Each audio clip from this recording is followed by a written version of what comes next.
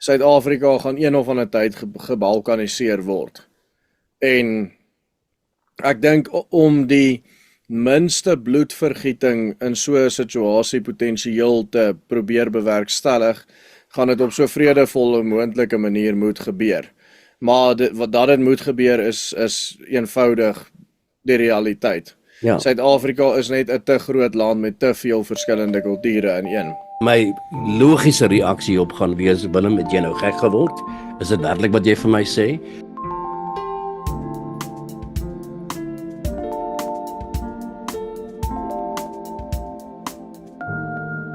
Welkom Willem Petzer.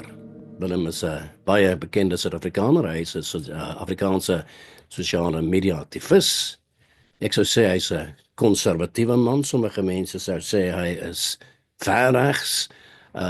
Maar nou ja, 'n man of jy nou met hom saamstem of nie, wat zeer sekerlik vir die saak van die Afrikaner veg.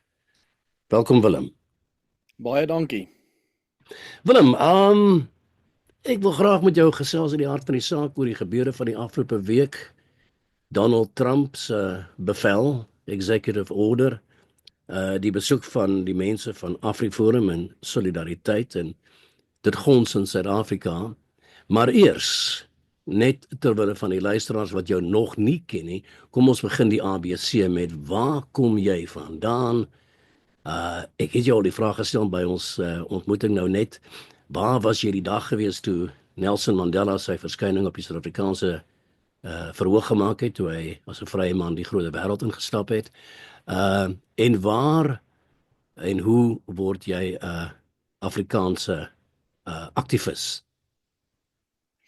Wel, dis eintlik vir my interessant dat jy nou daar begin het deur die beskrywing van konservatisme en verregs of wat ook al. Ek dink dit is 'n baie vloeibare konsep daardie. Ek dink dit is ek weet nie of jy weet van die Overton window nie. Dit is 'n politieke wetenskaplike teorie waarin daar basies gesê word dat die middelgrond word op 'n spesifieke plek getrek en daardie middelgrond bepaal wie is regs en wie is links en wie's ver regs en wie's ver links. Nou, as jy gaan kyk na my Ek wil net vinnig in die rede daar val. Willem, ek stem met wat jy sê. Ek hoor presies wat jy sê en ek is baie bewus daarvan dat ek dink die terme regs en links is in elk geval vandag het 'n nuwe definisie gekry. As jy mens selfs na die Amerikaanse politiek kyk, as jy mens kyk na die links is die manne van vrede in die ou dae gewees, die links is vandag die stoere manne wat die geveg, die oorlog aan wil gaan. So die begrippe links in Amerika, ja, ja, in Amerika. Wêreldwyd het dit weliswaar baie Ek wil nou spesifiek ek dink jy die verstaan wat ek probeer sê, wat ek ja. met die gedagte van links en regs. Ja, kyk, ek wil nou spesifiek binne die Afrikaner konteks praat. Ja. So wat ek wou sê, binne die Afrikaner konteks sou ek sê dat ek verteenwoordig rolweg die middelgrond Afrikaner. Want as 'n ou gaan kyk, ek is by verre, ek wil nou nie myself as 'n aktivis beskryf nie, maar as jy gaan kyk na my nuuskanaal, dis by verre die mees geluisterde en mees gekykte nuuskanaal in Suid-Afrika en dit sluit nie net alternatiewe nuuskanale en alternatiewe persoonlikhede in nie, dit sluit die hoofstroom media ook in. Ek het byvoorbeeld nou tussen platforme in Februarie maand en dit is nou ja die laaste dag van Februarie, het ek tussen platforme 28 miljoen kyke in totaal gekry op berigte en video's en so aan. En ek dink nie dat dit, of ek weet dat as jy al die ander media platforme saamtel, kom hulle nie eers daarby uit nie. Hoe is dit moontlik vir 'n ou wat op die wat 'n randfiguur is, want as jy nou sê verregs of selfs regs, dan beskryf jy die persoon as 'n randfiguur. Hoe is dit moontlik vir 'n persoon wat 'n randfiguur is binne die konteks om daardie tipe van getalle te kry? Dit is net eenvoudig onlogies om so 'n stelling te maak. So ek dink dat die boodskap wat ek uitdra is meer van 'n akademiese siening, want dit is 'n meer 'n analitiese siening waar ons kyk na die aktuele sake van die dag en die nuus natuurlik uiteraard van wat gebeur en in plaas daarvan om nou net die nuus weer te gee soos wat die nuus is, probeer ek om vir die mense konteks te stel en vir hulle te sê nou in hierdie konteks, wat beteken dit vir jou en my as gewone man en vrou op straat? En dit is maar basies of waaruit ek my platform gebou het van jongs af. Ek het begin toe ek 20 jaar oud is.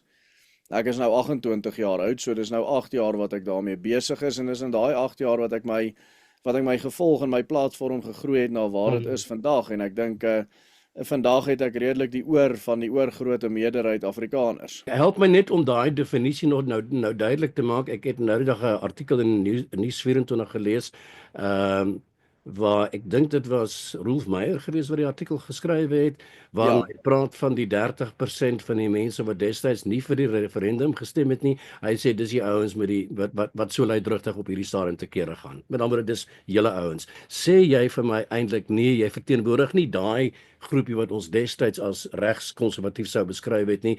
Jy sê vir my min of meer jy verteenwoordig die middelnoot van die Afrikaner vandag. Ek dink die probleem met Rolf Meyer is dat hy lewe in 'n fantasiewêreld waar hy nie besef dat die mense wat hy nou beskryf is meerendeels dood nie, Johan. Ek dink die groep wat hy nou beskryf is 'n geslag wat eintlik al uitgesterf het. Ja. So die meeste luidrigtige manne soos wat hy dit daar noem, ek praat nou nie van AfriForum nie, want hulle het 'n paar ouer manne daar, maar selfs as 'n ou gaan kyk na manne soos Flip Buys en Callie Kriel en Dirk Herman, meeste van hulle was jeugdiges gewees gedurende die oorgangstyd. Hulle was KP jeug of wat ook al hulle was besig mee was in daai tyd. Natuurlik is dit lank voor my tyd. Ek was op daai stadium nog nie eers gebore nie. Maar as ek kyk na my luisteraars, het ek 'n baie groot groep wat 55 jaar oud en ouer is, met ander woorde wat ten minste al geleef het en soos jy nou gepraat het van die dag toe Mandela vrygelaat is, daarom geweet het wat om hulle aangaan. Hulle was nie, jy weet, suigelinge of skamele kinders gewees nie. So, en as ek praat van daai ouens wat eintlik stemgeregtig is, as 'n ou kyk 1992, as jy 18 jaar oud was in 1992, dit is nou presies 33 jaar terug. So ja, jy moet nou 51 jaar oud wees om daai tyd te kon gestem het. As jy kyk dan nou na die mense van 51 en op wat in daai tyd wel gestem het, 90% wil ek amper sê van die gehoor wat wel uitpraat daaroor, wat in die kommentare besig is op my video's en so aan, sal sê hulle het ja gestem en dit was die grootste fout van hulle lewe gewees. Dis amper so Steve Wolfmeyer se siening ook. So ek dink eintlik as ek nou my gehoor moet beskryf en wie ek werklik verteenwoordig, sou ek sê ek verteenwoordig die mense wat in daai tyd of te jonk was om te stem of nog nie gebore was nie, en dan die onnugterdes wat wel daar gestem het en spyt is oor hulle stemming. Ek moet jou sê, jy krap my kop nou heeltemal de mekaar met wat jy my hier vertel. Ek sit ver van die huis af. Ek het nou net vir jou in ons tydens ons ontmoeting vertel dat ek kom letterlik uit die tyd van Mandela. Ek was hier as buitelandse korrespondent in die buiteland gewees met vele van Mandela se besoeke ensovoorts. So ek verteenwoordig in 'n baie groot opsig die ouer garde waarna jy nou verwys het. Ja. Maar ek probeer tog vir my net 'n beeld kry van waar pas jy nou in. Ek sien jy het nou byvoorbeeld, as ek nou mooi kyk op die kamera hier voor my, ek dink jy het 'n kakie hemp aan. Nou, nee, hier is net 'n wit hemp. Dit lyk so ek is net onder warm beligting hier met my studio ligte. Nou, hy vertoon 'n bietjie kakie en ek wil daarby uitkom van jy is gesien in die geselskap van die bittereindes, die kakie brigade ensovoorts. Nou, in my ou konservatiewe, waarskynlik oningeligte denke, lyk dit vir my van buite gekyk na wat ons tradisioneel as die regse of die verregse sou beskryf het. Jy verkeer in die geselskap van sommige van jou aktiwiteite ten minste. Ek sê nie die breë spektrum van jou werk wat jy doen nie, maar jy is al trouwens, as ek dit reg onthou, het jy ook nou self, ek dink hulle noem dit street cred gekry, né? Wat is street credential gekry deur 'n paar dae in die tronk te spandeer, ek dink na natuurlik, ja. Robbers daar ervaar. So die persepsie in my kop vir 'n ou wat nou al baie lank in die buiteland sit, wat uit 'n ander tydperk met ander oë miskien as Suid-Afrika kyk, is tog die byna geuite kliseë beeld van die verregse. Help my om daar kleur aan te gee of inhoud aan te gee sodat ek verstaan wat verteenwoordig jy? Kyk, dit is nou baie toevallig dat hierdie nie 'n kakie hemp is nie, want dit kon maar net so wel een gewees het. Dit is nou nie asof ek nie kakie hemde dra nie. Ek weet nie of jy weet nie, maar kakie hemde is geweldig in die mode vandag. Dit het begin by daai ouens en so basies enige ou wat onder 30 jaar oud is, sou ek sê 70% van sy kaas bestaan uit kakie hemde. Maar jy's 'n baie slim ou, Willem, so jy weet wat ek bedoel as ek sê kakie brigade, jy weet wat ek bedoel, en daar is 'n negatiewe lading wat ek daar gee. Ek gee dit vir jou, dis die persepsie. En Natuurlik, ja nee, ek verstaan wat jy sê. Nee, dis interessant dat jy dit so noem. Kyk, die bittereinders is 'n ja, dis 'n interessante situasie daar. Ek is aangekla nou en ek is nou nog steeds in die hof en hulle noem my die leier van die bittereinders. Maar dis vir my baie kort. So met ander woorde, ek is is so my persepsie van die bittereinders gewees nie. So met ander woorde, my persepsie is nie heeltemal so vals nie. Daar's ander mense wat met min of meer hierdie oë waarna hy kyk ook na jou kyk en sê, "Aha, dis waar ek hom gaan situeer in hierdie spektrum van die Suid-Afrikaanse politiek." Dit pla my natuurlik glad nie dat waar mense my nou probeer plaas as gevolg hiervan nie. Soos ek sê, ek was nog nooit 'n lid van die bittereinders gewees nie. Ek was toevallig net in my rol of in my kapasiteit as beriggewer daar gewees op die grondvlak waar ek berig gegee het aan die mense oor wat aan die gang is in Groblersdal en nou sit ek saam met hulle in die tronk. Ek dink dit was jy was nou al klaar vir 'n paar dae tog in die tronk al gewees.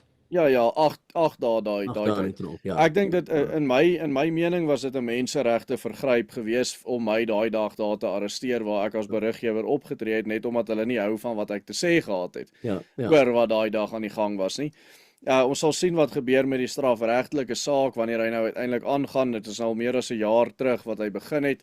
En die staat het tot dusver nog net hulle saak uitgestel. So ons sal sien. Ek glo nie hierdie landros lyk vir my na 'n redelike dis nou die eerste landros het onttrek en nou die landros wat nou daar is so Indiër vrou en sy lyk nie vir my of sy nou baie verder lus is vir die staat se nonsens nie. So ek weet nie of sy die saak gaan uitgooi die volgende keer of 'n keer daarop nie.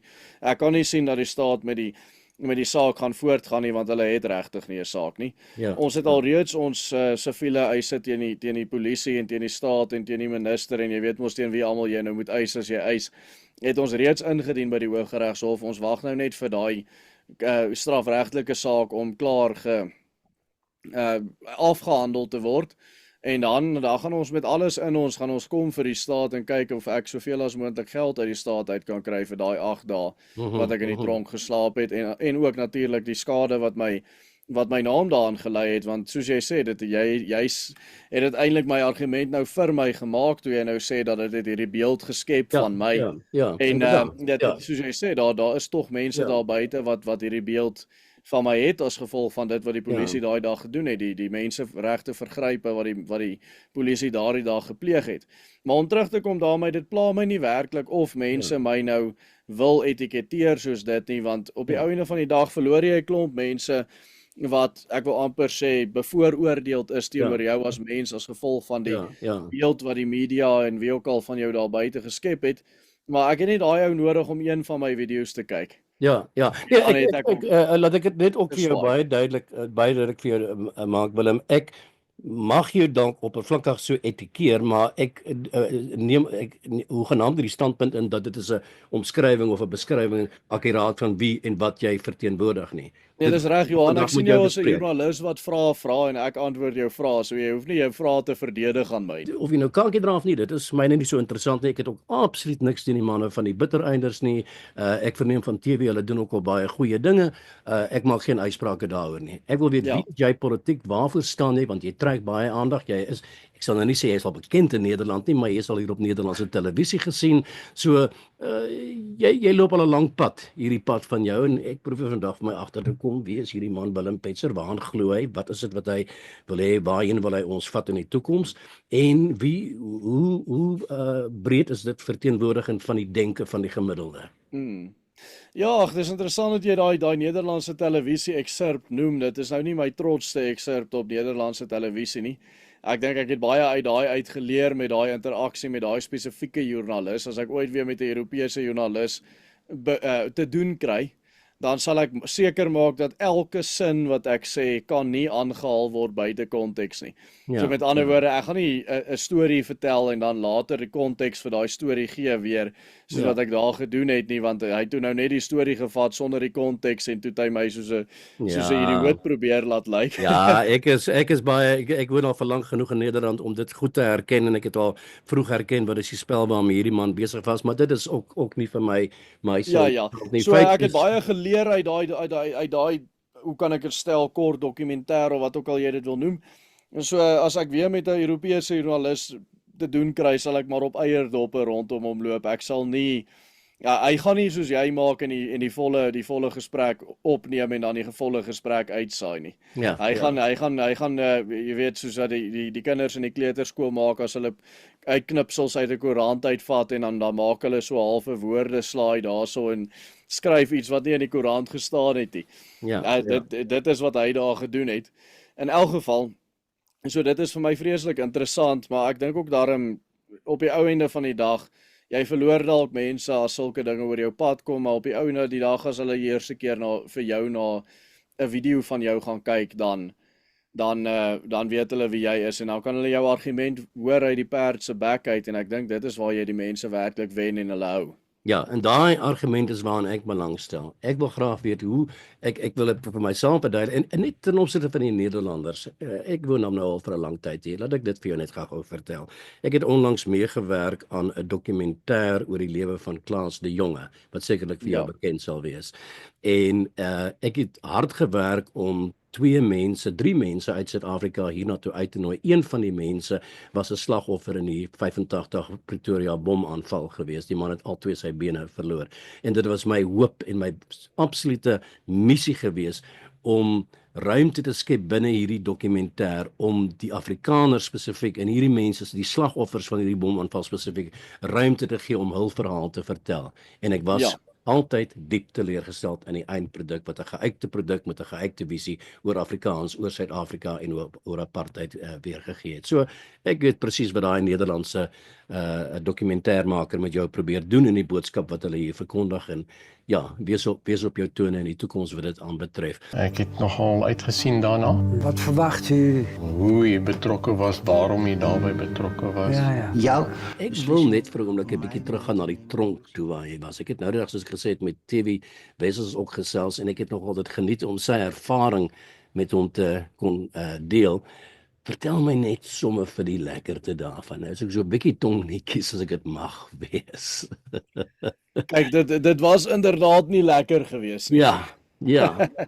Jy het brood gebreek nie met jou swart broers nie, maar met kriminele broers. Ja, met kriminele broers en hulle was toevallig almal swart ook geweest, maar dit maak nou nie aan my saak nie. Was die ervaring, Willem? Die ergste van die ervaring was ons was in 'n klein sel van ek sal raai so 3 meter by 4 meter toegesluit saam met 20 ander mense.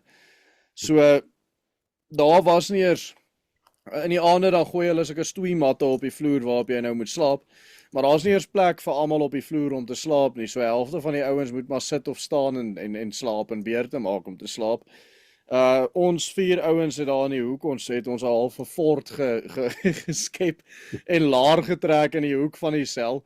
Want die ding is, jy weet in daai sel dan kom hulle heeltyd en die ander ouens in die sel en hulle kom hulle kom dreig jou of hulle kom tuister jou nou daarso vir watter ook al rede dat jy nou vir hulle moet airtime gee of wat ook al of sigarette inkry of jy moet nou vir hulle pel geld oorbetaal anders gaan hulle jou nou allerlei goed aandoen in daai sel.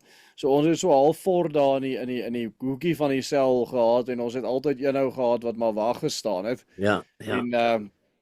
En hulle het ons uitgelos. Ons het van die begin af hulle laat weet dat ons sel nie belang om in enige gesprekke of argumente met hulle betrokke te raak nie. Hulle moet ons uitlos. Ons sal hulle uitlos solank hulle ons uitlos. Ja, was die ander kriminele en julle was natuurlik nou nie, julle was meer die politieke manne gewees, was die ander, die meer gevaarlike, die kriminele manne bewus daarvan dat julle eintlik daar min of meer rondom politieke redes is?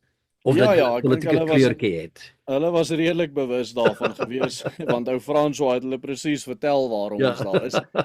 En maar daar was 'n paar rowwe manne in daai sel gewees. Ons was saam met kinderverkragters en al sulke goeders toegesluit gewees. So dit was nie lekker gewees nie. Ja, ek spot nou, maar ek kan julle versekering gee dat ek dink dat so iets moet tog werklik baie konfronterend wees en as jy 'n bietjie meer ernstig. Dit moes ook vir jou 'n bietjie konfronterend gewees het. Nee, natuurlik, dit was ongelooflik onaangenaam gewees en jy dis maar 'n tipe van 'n daai hele 8 dae want dit is nou nie in die tronk nie, dis in die selle. So almal is in dieselfde sel. Dis nie in die tronk waar elke ou sy eie sel het en as dit slaaptyd is dan sluit hulle die sel deure en dan is jy veilig nie. So omdat jy nou saam met al daai klomp in die selle is,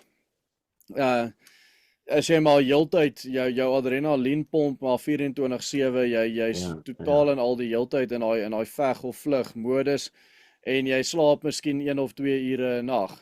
ja. Nou, ek kan my werklik waar, ek weet ek het ek spot nou oor die goeters, maar ek weet in werklikheid moet dit werklik waar 'n verskriklike nagmerrie ervaring gewees het. Net tog voor ons gaan gesels oor die Trump bevel en ek wil graag met jou gesels oor solidariteit en hulle besoek aan die Withuis, hoe jy hierdie dinge sien en ek wil uiteindelik hoop ek om uit te kom by hoe dink ons vandag? Wat is die breë strome in terme van ons politieke gedagtes of denke in Suid-Afrika?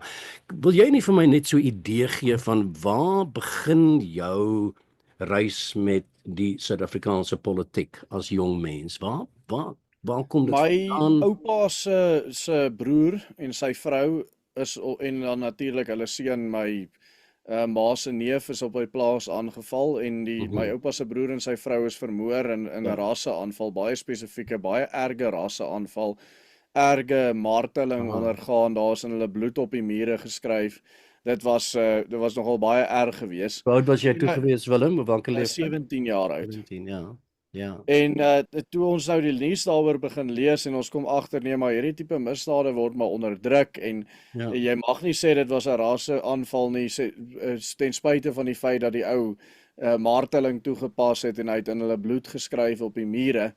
Dan toe het ons dan net daar besef dat of ek het net daar besef dat daar's iets fout in hierdie land as die waarheid tot so 'n mate onderdruk is dat ek het gevoel het aan my eie familie en dit is van daar af wat ek maar begin probeer uitpraat het op toe ek net skool verlaat het, maar ek het nie regtig ernstig dit begin doen totdat ek so hier by 3de jaar, 4de jaar op universiteit was en dis waar ek besef het maar hierdie is eintlik 'n loopbaan wat ek kan maak hier. Ja. En wat het jy op universiteit gaan studeer? Veeartsenykunde. Mense. Ja. En dit is 'n beroep wat jy nou werk, 'n rigting wat jy in wese nog nie gevolg het nie of wat jy nie Nee, ek het want nie jy is daai nou- rigting enigstens gevolg nie. Ek is nou in die media. Wanneer in jou lewe word jy bewus van die geskiedenis van Suid-Afrika? Wanneer word die woord apartheid 'n faktor in jou lewe? Van voorskool af. Van voorskool af. Ek dink as jy vandag in 'n skool is dit 'n baie groot deel van die syllabus. Ek dink in elke jaar van voorskool tot matriek se geskiedenis, want ek het geskiedenis tot matriek gehad, word daar die heeltyd allerlei goed oor apartheid vir jou vertel en dit word eintlik half in jou keel af geforseer tot so 'n mate waar jy eintlik naar word van die hoeveelheid wat dit vir jou vertel word. Maar ek dink ook dat die feit dat dit so in jou keel afgeforseer word en dat dit blyk nie werklik gebalanseerde beriggewing daaroor is nie, maak 'n mens maar baie afgestomp vir wat apartheid werklik is. Dis vir my vreeslik interessant want ek is nou juis 'n man wat nou glad nie apartheid geken het nie. Dis nie eers dat ek Ernst Roet sê altyd hy was 'n 4-jarige die dag toe apartheid geëindig het. Ek was nog nie eers gebore die dag toe apartheid geëindig het nie. So dit hang nou af. Ek praat maar van 1992 as die jaar wat apartheid geëindig het want 94 was die verkiesing, maar 92 was apartheid afgeskaf. Maar ek was na 94 en na 92 gebore. So ek is na beide definisies van die einde van apartheid gebore. En daarom omdat ek nie werklik enigsins 'n subjektiewe ervaring van apartheid het nie, want daar's baie van die ouer mense wat 'n baie subjektiewe ervaring van apartheid het. Die blanke sal vir jou, as jy nou eers gemaklik met hulle is en hulle staan om 'n braaivleisvuur, gaan almal vir jou vertel hoe wonderlik dit was gedurende apartheid. Selfs daai mense wat ou Rolf Meyer van praat wat onder die 70% geval het. En Willem, dis interessant wat jy nou sê. Wat sou hulle as wonderlik omskryf het vir jou? Okay, nee, hulle sou vir jou gesê het alles het gewerk, die Eskom was die grootste en die goedkoopste elektrisiteitsverskaffer in die wêreld. Hulle sou vir jou gesê daar was nie misdade in die straat gewees nie, die ekonomie was briljant geweest, die rand was aansienlik sterker as die dollar geweest vir die oorgrootste meerderheid van die dag toe die rand geskep is in 1961 tot ek dink in die middel 80er jare was hy nog sterker as die dollar geweest, dis toe die sanksies begin het, toe hy nou so begin val het. Hulle sou vir jou vertel het dat die onderwys wat ons nou so van hoor, byvoorbeeld die feit dat Suid-Afrika die tweede swakste diens vir of 'n onderwysverskaffer in die wêreld is met die tweede swakste stemvelde, onderrig in die hele wêreld, en die feit dat ek dink die laaste statistiek wat ek gelees het, dat meer as 70% van 13-jariges is funksioneel ongeletterd. Ja, Dan ek wil sou jou hulle graag vir in die jou rede gesê val. Ek wil graag in die rede, ek hoor wat jy sê. Ja. Wat hulle jou sou vertel het. Ek wil jou graag dit ook vra, sou hulle jou ook vertel het dat apartheid in 1973 as 'n misdaad teen die mensdom deur die Verenigde Volke uitgeroep is en dat apartheid ook baie skade gedoen het aan mense. Die negatiewe aspekte, sou hulle ook dit met jou gedeel het of net hierdie prentjie van die verval en die nie Nee, hulle sou met beerendeels net oor die verval gepraat het en hoeveel beter dinge gewerk het gedurende daai tyd, maar ek nogal bly jy bring 1973 en die misdaad teen die mensdom konsep op, want as jy die geskiedenis mooi gaan lees en in konteks bestudeer en jy gaan kyk watter lande het pro dit gestem, watter lande het teen dit gestem en watter lande het buite stemming gebly, dan sien jy die lande wat die ergste misdade teen die mensdom en vergrype gepleeg het onder die son, lande wat miljoene mense doodgemaak het, soos kommunistiese China, Rusland. Ja, ek hoor jou argument. Ja, Cuba, dit was die lande wat daarvoor gestem het. Die lande wat daar teen gestem het, Australië, die Verenigde Koninkryk, die Verenigde State van Amerika, basies al die westerse lande het of daar teen gestem of hulle het buitestemming gebly. Maar sou jy dan hiermee, Willem, sou jy dan hiermee vir my probeer sê, en help my net uit om jou te begryp dan, was apartheid nou 'n goeie saak of 'n slegte saak gewees? Wat ek besig was om te sê, daar's baie meer nuance daaraan gekoppel. Dis meer 'n geopolitiese stryd gewees. Dit was die Koue Oorlog, dit was die Oosblok teen die Wesblok, dit was die kommunisme teen die kapitalisme. En die ANC het hom geskaar by die kommuniste en die kommuniste was op daai stadium die meerderheid van die lande en hulle het dit op so 'n manier kon regkry dat die Weste was half gesplit in twee gewees. Daar was een of twee lande wat vir dit gestem het. Meeste het buitestemming gebly en dan het jy natuurlik jou Australië. Ek dink dit was Australië, Nieu-Seeland, die Verenigde Koninkryk en die Verenigde State wat teen dit gestem het. Die res het buitestemming gebly. Maar in elk geval, sodoende in 'n geopolitiese stryd het hulle dit reg gekry om hierdie misdaad teen die mensdom deur te kry. Nou vir 'n ou soos ek wat kan kyk uit 'n objektiewe oogpunt uit wat nou nie tydens daai tyd groot geword het nie. As ek die fisiese wette, jy weet seker ek studeer nou LLB, ek is nou amper klaar met LLB. Ek verstaan nie reg as ek na die wette gaan kyk wat tydens apartheid daar in plek gestel is, sou ek veel eerder verkies. En ek kan dit met 'n oop hart sê, ek sou 100% eerder verkies het dat die apartheidswetgewing presies dieselfde omgedraai word en teen blankes gebruik word as wat ek sou verkies het dat die wette wat ons nou het teen ons gebruik word. Want die wette wat ons teen ons nou het is aansienlik meer skadelik as wat die apartheidswetgewing was. Ek sou geen probleem daarmee gehad het om agter in die bus te sit as ek moes busry of op 'n ander bank te moes sit as 'n swarte of wat ook al, as mens na daai aspek moet kyk en hulle wil dit nou op ons afgedwing het nie, maar ek sou ook geen probleem daarmee gehad het om 'n tuisland te kry en dat die staat miljoene of eintlik miljarde dollars in vandag se tyd in die tuisland kon inpomp waar ons eie ding kon doen en autonomiteit kon bou nie, al is daai tuisland in die middel van nêrens in 'n totaal onontwikkelde gebied, of dit nou ergens in die noorde van die Limpopo provinsie of op die koue Hoëveld in die Oos-Transvaal of in Natal of in die woestyn is, maak nie saak nie. Dit sou vir my absoluut die ideaal gewees het as die huidige regering maar net presies met ons kon doen wat tydens apartheid aan ander volkere gedoen is. Die vergrypinge wat tans gedoen word, die feit dat byvoorbeeld dit vir my onmoontlik is om 'n ordentlike besigheid te kan bestuur sonder om aandele in daai besigheid weg te gee aan 'n swart man, anders word ek gestraf daarvoor, is vir my baie erger as enigiets wat gedurende apartheid gebeur het, want dit is basies fisiese diefstal van my eie produktiwiteit, en ek praat hier uit ervaring uit. Ek het al besighede wat amper op daai punt gekom het wat eintlik maar nou half gedemp word en jy hou hom so half dat hy net nie oor daai punt gaan nie, want die oomblik as jy oor daai punt gaan, dan weet jy's in die moeilikheid, jy gaan moet helfte van jou besigheid of nie helfte nie, op daai stadium bietjie minder, maar hoe groter jy word, hoe meer moet jy dan nou natuurlik weggee, en as jy nie wil weggee nie, is daar allerlei ander goed wat ek nie eers presies die reëls ken nie, maar jy moet allerlei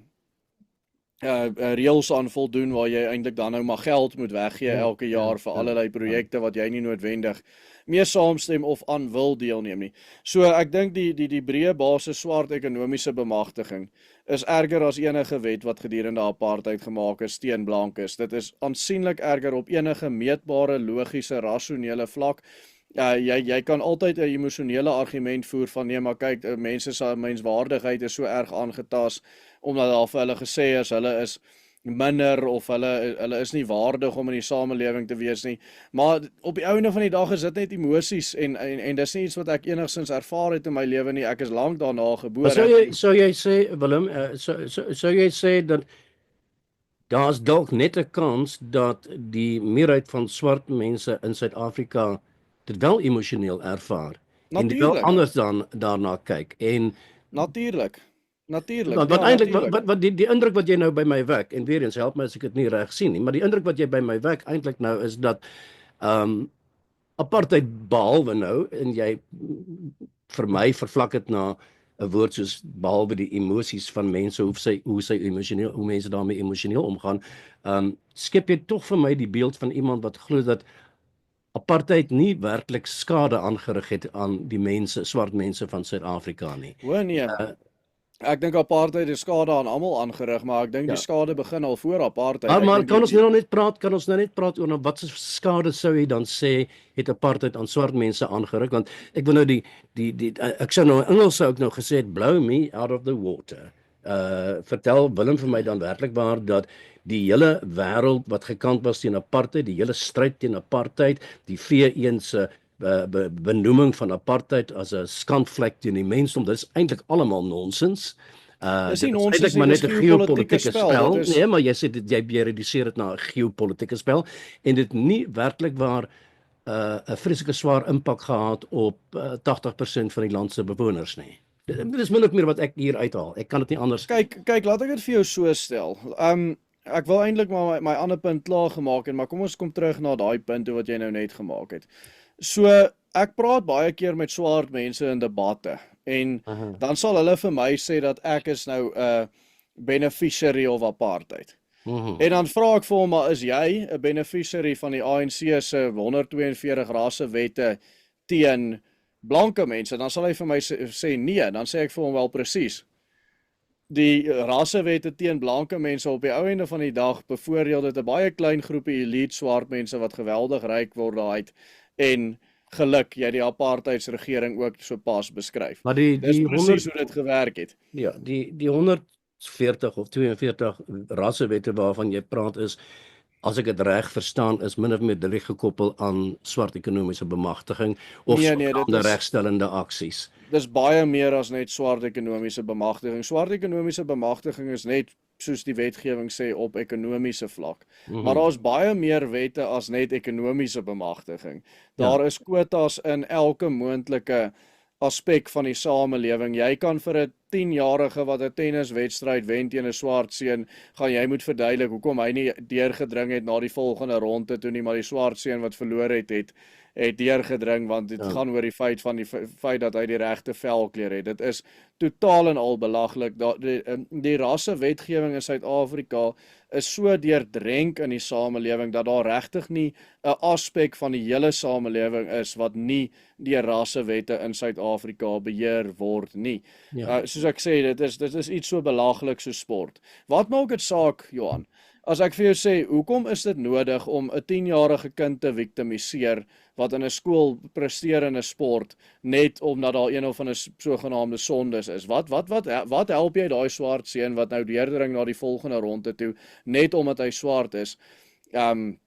Ek het die neiging, Op die einde om maak jy net van hom 'n slegter mens ja, want hy kry iets wat hom nie toekom nie, as jy hoor wat ek sê. Ja, Dis eintlik totaal en al belaglik. ek stem 100% met jou saam. Ek stem 100% met jou saam, maar ek sal net graag tog wil weet en jy sê dit vir myself, jy het eintlik geen emosionele band met apartheid jouself. Glad nie. Dit bestaan nie vir jou nie. Ek het nou die dag met 'n swart man van ongeveer jou leeftyd ook gesels. Ek het ook praat ook met swart mense van tyd tot tyd, nie soveel as met blanke Afrikaners uit die aard van die saak nie, maar baie van die swart mense met wie ek praat, blyk vir my tog nogal 'n swaar wond te probeer verwerk. En ek kry die indruk van iemand het nou die dag, ek gaan jou 'n verhaaltjie vertel. Ek het die voorreg gehad om Nelson Mandela, die vrou wat vir hom gekook het, te kon ontmoet. Ek kan nie haar naam onthou nie. Sy het vir my 'n mooi verhaal vertel. Haar verhaal is min of meer die volgende. Sy sê sy het gewerk vir 'n blanke familie in Suid-Afrika en sy beskryf hulle as 'n goeie blanke familie vir wie sy as huishouster gewerk het totdat sy vir Nelson Mandela sy kokkin geword het, noem ons dit hier in Nederland. Sy sê een van die grootste dinge wat mense nie besef nie, is die psigiese pyn wat apartheid veroorsaak het. En die voorbeeld wat sy my genoem het, was vir my nogal vertederend, is 'n woord wat ek sal wil gebruik. Sy sê, ek het in die huisie agter die groot huis gebly, en elke keer as ek my huisie verlaat het om die groot huis binne te gaan, om te gaan skoonmaak of af te stof of kos te kook of wat ook al, die oomblik as ek oor die trap stap na hierdie groot huis toe, dan het die mens in my minder geword. Het die mens in my kleiner geword. Het my minderwaardigheid gemanifesteer. Ja, en dit is en ek wil dit nie oorbeklem toe nie. Die volgende wat sy aan my gesê het, is dat na die val van apartheid, na al die dinge, het ons nou die rekonsiliasie kommissie gehad, ensovoorts. Sy sê, maar niemand laat ons trane toe nie, of het ons trane toegelaat nie. Nou, ek sou dit kon afskryf aan net die verhaal van 'n ou vroutjie wat my hierdie verhaal vertel het, of ek sou kan sê van, sy sê nogal iets hier vir my wat nogal werklik waar indringend is. So my vraag aan jou is dit af te lagge? Is dit gewoon puur onsin? Hoe meet jy die goeters? Dis interessant dat jy dit nou so noem, Johan, want ek bly ook in 'n klein huisie agter in 'n ou met 'n baie groot huis se erf. En ek betaal 'n geweldige groot klomp hier om hier te kan bly. Maar die een is nou nie met die ander te vergelyk nie, en ek dink ek dink dis 100% met mekaar te vergelyk, en dit maak my nie minder as die ou hier langs my omdat hy in 'n reuse huis bly. Wel, ek dink tog daar's 'n groot verskil tussen die ou vroutjie wat as 'n bediende werk in die agterkamer van die blanke huis. Ek dink daar's 'n enorme groot verskil, en as jy die verskil nie raak sien nie, dan het jy werklik waar geen emosionele band met nie net apartheid nie, maar met gewoon met die mense om jou heen. Kyk, ek sou sê ek is maar 'n bediende van my volk, Johan.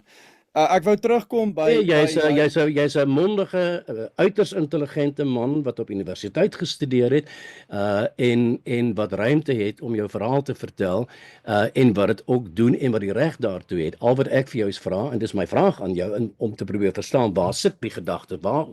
Wat lewe in ons koppe vandag? Hoe kyk ons na mekaar? Hoe gaan ons op die uiteinde die probleme van Suid-Afrika oplos? Ek wou eintlik by dit uitkom om vir jou te verduidelik hoekom ek sukkel om simpatie te hê met baie van hierdie mense, spesifiek toe jy nou vir my genoem het dat jy praat met baie swart mense wat my ouderdom is, wat nou vir jou wil kom vertel hy loop met een of ander wond rond in sy, wat hy nou probeer verwerk, want dis vrek interessant dat ek het nog nie een so ou ontmoet, my ouderdom en jonger, wat swart is, wat nou met al hierdie stories kom, wat nie uit 'n ongelooflike bevoorregte omstandighede kom. Die meeste van hulle was by St. John's gewees in Johannesburg of by St. Dit wat jy nou hier omskryf, dit is die rykste van die rykste mense. Ja, maar nou omskryf jy vir my. Hulle is die ouens wat by die EFF opeindig. Ek moet hierdie punt klaarmaak want dit is 'n baie belangrike punt. Die EFF is die populairste party onder jong swart Suid-Afrikaners en spesifiek onder jong swart Suid-Afrikaners by universiteite en ook onder gegradueerde swart Suid-Afrikaners, met ander woorde swart Suid-Afrikaners wat hulle tersiêre opleiding voltooi het.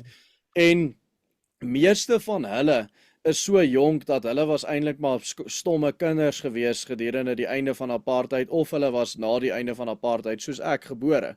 En hulle is die ouens wat die hardste skree oor hierdie emosionele pyn wat hulle gehad het. En die ergste van alles is daar's een ou wat ek mee gepraat het wat in die EFF is. Hy sal op in 'n ewige debat gaan waar hy amper begin huil en vir jou vertel hoe sleg dinge was. Maar op die einde van die dag weet ons almal hy was in St. John's gewees en dan loop hy in 'n kroeg in en hy verander sommer sy aksent. Hy praat nie meer met 'n swart aksent nie, dan praat hy met 'n tipiese Johannesburg Engelse aksent skielik en hy sit saam met die wit ouens en drink bier en niks is dan fout nie, maar as hy op die TV verskyn, dan verander hy sy aksent. Hy praat skielik met 'n swart aksent Ja. en hy vertel vir jou van die geweldige pyning van sy verlede en van apartheid.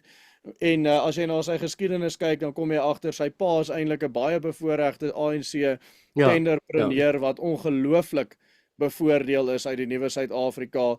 Hulle ry rond met die duurste Duitse karre en Italiaanse karre onder die son. Hulle bly in die grootste huis in Sandton en hy is aktivis. Maar Willem, jy is daarom tog slim genoeg om te weet dat alles wat jy nou vir my vertel my meer van jou sosiale wêreld waarin sosiale kringe waarbinne jy beweeg en die sosiale kringe van die swart mense waarbinne jy weet die statistieke vertel ons 'n ander storie. Ek het geen geheim daarvan gemaak. Ek kom uit 'n baie bevoorregte agtergrond. Nee, ek praat nie, maar die swart man waarvan jy praat, kom ook uit 'n bevoorregte, maar jy praat dan nie van die 60% ander wat nie uit 'n bevoorregte huis uitkom nie. Ja, want die 60% ander is nie so, hulle is nie so hoe sal ek dit stel? Hulle is nie die ouens wat so hard skree op 'n verhoog en vir almal vertel van hoe sleg dit met hulle gegaan het nie. Dis juist daai wat uit die mees bevoorregte omstandighede maar is dit nie ons taak om hulle stemme juist te erken al is hulle ook nie in 'n posisie om so hard te skree nie?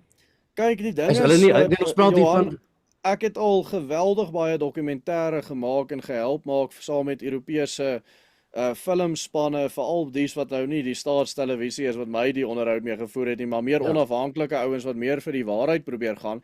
Dan gaan ons in hierdie swart gebiede in Suid-Afrika, ons was in Zimbabwe, ek was al die pad tot by Kenia gewees, in elke moontlike stad wat jy aan kan dink, was ek daar diep in die plakkerskamp ingewees en ek weet hoe daai mense voel en hulle voel juis nie soos die EFF nie. Hulle voel magteloos.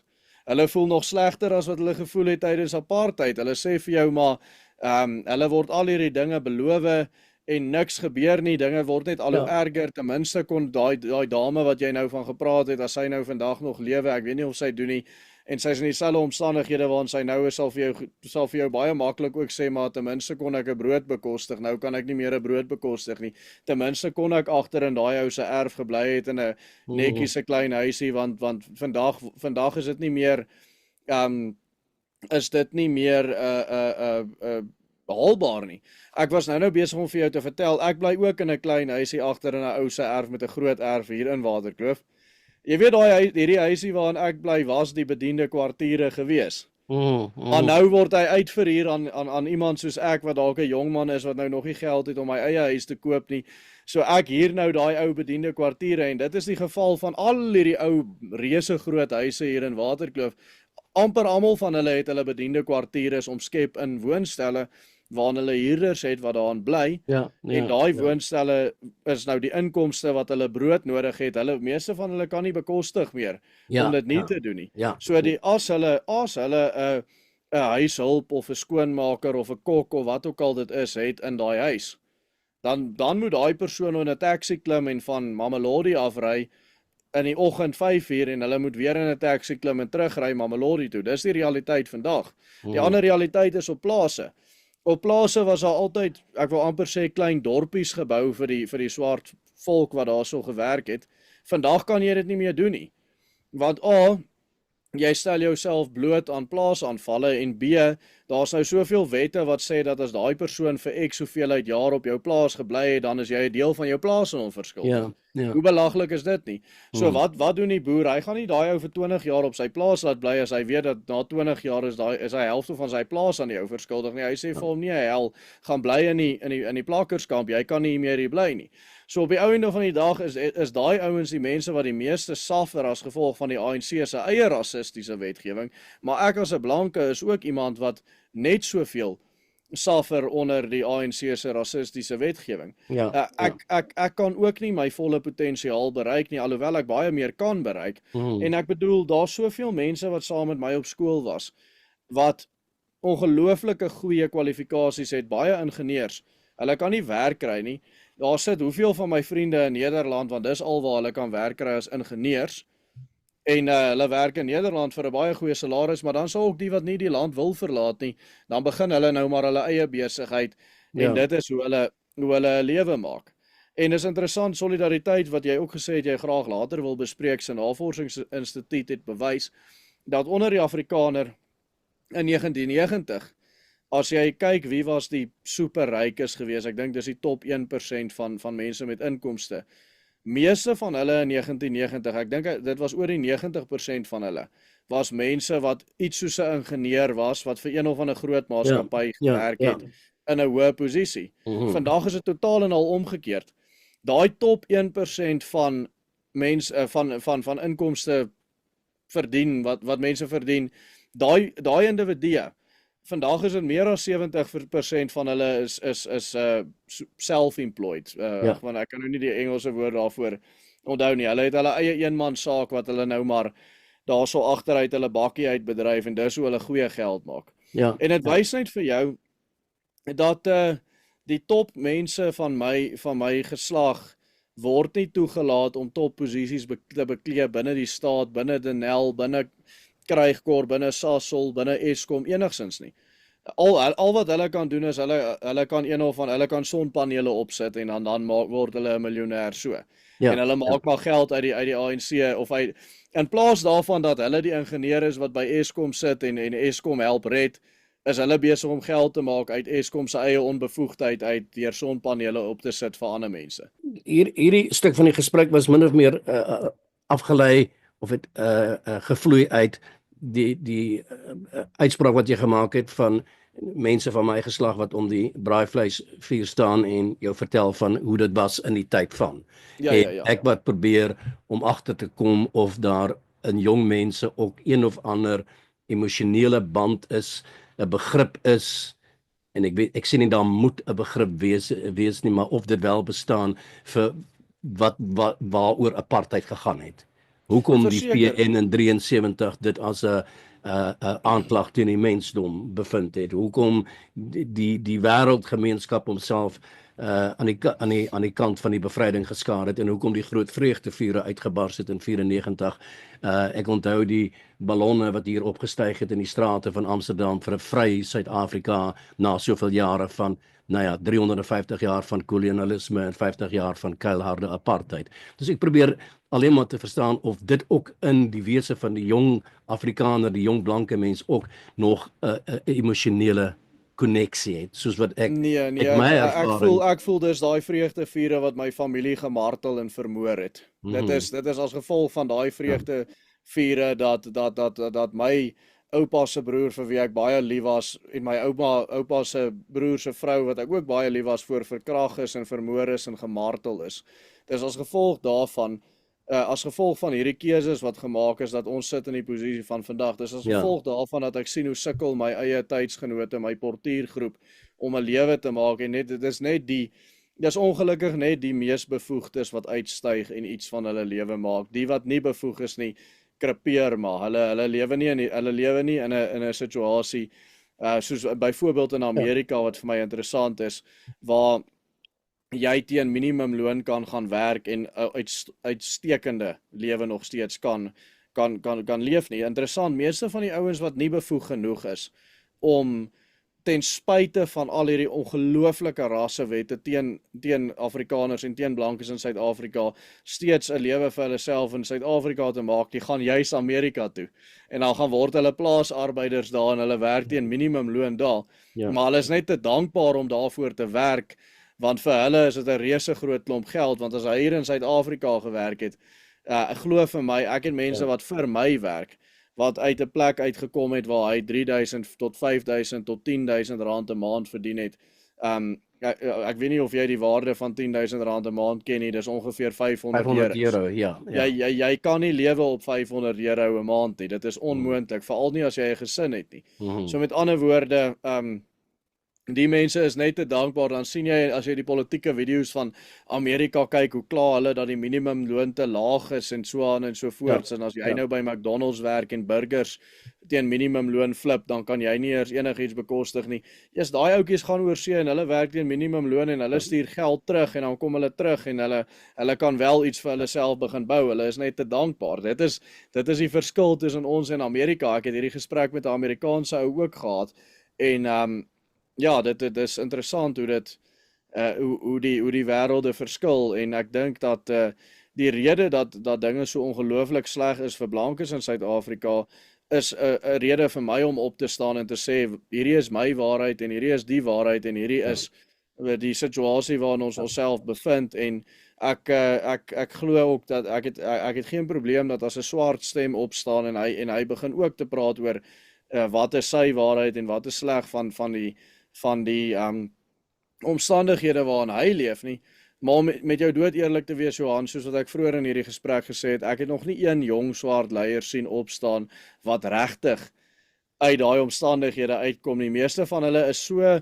ver verwyderd van die arm swart man op straat dat hulle nie eers 'n idee het wat daai persoon se probleme is nie. Hulle herhaal nog ou geuite goeters uit die 70's aan asof dit vandag nog relevant is. Jou boodskap is duidelik. Ek hoor duidelik wat jy sê. My vraag is net dat stem jy met my saam dat die realiteit is wel dat in Suid-Afrika lewe daar 60 miljoen mense ongeveer, waarvan kom ons sê maar 8 tot 10 miljoen mense blanke mense is. Stem jy met saam dat uit daai 60 miljoen, dis sê maar 80% van die bevolking tot en met 1994 het geen stemreg gehad nie en dit het bepaalde konsekwensies gehad. Hulle was nie deel van die politieke stelsel gewees nie. Hulle kon nie in dieselfde area of dieselfde woongebied gewoon het waar jy vandag woon nie. Daar was teen hulle gediskrimineer gewees, et cetera. Hulle bestaan vandag nog steeds. Wat sou dan moes gebeur het by CODESA? Wat sou dan, ek gaan dan daarvan uit dat jy by die hervorming, die skep van die nuwe Suid-Afrika sou jy dit anders wou gehad het. Wat sou die antwoord dan gewees het? Ek wou eintlik hierdie in die heel begin van die gesprek toe ek vir jou gesê het, as jy moet eintlik met meer nuance na Suid-Afrika kyk, vir jou genoem het, dat ek dink die grootste misdaad wat teen Suid-Afrika gepleeg is die vorming van Suid-Afrika in 1911. Ek dink nie Suid-Afrika moes ooit in 1911 gevorm het as 'n land nie. Suid-Afrika, dit is baie dieselfde as die Balkanlande in Europa. Jy kan nie die Serviërs en die Kroate en Kosovo en daai mense almal saam in een land gooi en sê hierdie is nou julle land nie, want dit is nie. Dit werk net nie so nie. Okay, nou raak jy van my punt hier, want dis politieke ideologie skoei ek op 'n ongelooflike studie wat ek gelees het deur die Universiteit van British Columbia is dit gedoen. Die studie se naam is The Evolutionary Dominance of Ethnocentric Cooperation. Nou in hierdie studie sê hy dat wanneer jy 'n multikulturele groep het, as jy dit so wil noem, of eintlik maar net 'n multigroepige groep het, waar mense waar groepe vasgevang is in 'n toesisteem waar hulle moet kompeteer om hulpbronne. In daai groep kan daar 4 verskillende individue wees. Daar kan die etnosentristiese individu wees, die humanitêre individu, die verraaier individu of die individualistiese individu. Nou baie eenvoudig, die verraaier is die ou wat die heeltyd pro die uitgroep optree. Die etnosentris is die ou wat die heeltyd pro die ingroep optree. Die humanitêr is die ou wat probeer om pro al die groepe op te tree en die individualis is die persoon wat net pro homself optree. En wat op die ou ende uitkom in hierdie hele simulasie is die groep wat die mees etnosentristiese individue in het, is altyd die groep wat bo opeindig en is altyd ook die groep wat op die ou ende al die hulpbronne in die hele stelsel beheer en al die ander groepe sit dan op die uitpunt met 0 hulpbronne. So met ander woorde, die swart Suid-Afrikaner is ongelooflik etnosentristies. Etnosentristies tot op 'n vlak waar ek dink nie enige Europeërs nog ooit was nie en ek sal selfs so ver gaan om te sê selfs meer etnosentristies as wat Europa was gedurende die 40er jare toe jy die fasciste van Franco en Mussolini en al hierdie ouens gehad het, selfs die nasionaal-sosialiste, alhoewel hulle ideologie nie soveel op etnosentrisme gebaseer is. Hoe kom jy by die definisie uit? Hoe kom jy by die definisie uit dat die swart volke van Suid-Afrika, swart mense van Suid-Afrika dan die mees etnosentristiese individue? Daar's twee tipes. Ek sou wou gesê het, ek sou wat jy het my gesê, die prentjie wat jy my geskep het, is ek sou wou gesê die blanke of veral die Afrikaner. Nee. So waarskynlik. Glad nie. Nee, glad nie. Wat ek wou sê is daar's twee tipes etnosentrisme. Daar's positiewe en negatiewe etnosentrisme. Ja. Positiewe etnosentrisme sê ek wil my eie groep opbou. Negatiewe etnosentrisme sê ek wil die ander groep afbreek. Die sterkste tipe etnosentrisme in 'n kompetisiesisteem is negatiewe etnosentrisme. As jy die ander groepe wil afbreek, dis sterker as positiewe etnosentrisme. Die swart volke van Suid-Afrika is miskien nie positief etnosentristies nie. Hulle voel basies 'n veer vir hulle mede-volksgenote. Hoe weet jy dit? Waar baseer jy dit? Op die feit dat die ANC die land ten koste van hulle mede-volksgenote in die grond inregeer. Hulle voel 'n veer vir die feit dat hulle eie mense nie eers kos op die tafel kan sit nie, direk as gevolg van die keuses wat hulle maak. Gee hulle nie om nie, maar hulle is ongelooflik negatief etnosentristies. Hulle haat ons blankes soos wat ek nie sal kan eers beskryf in my persoon dat ek ooit so teenoor 'n ander mens sal voel nie.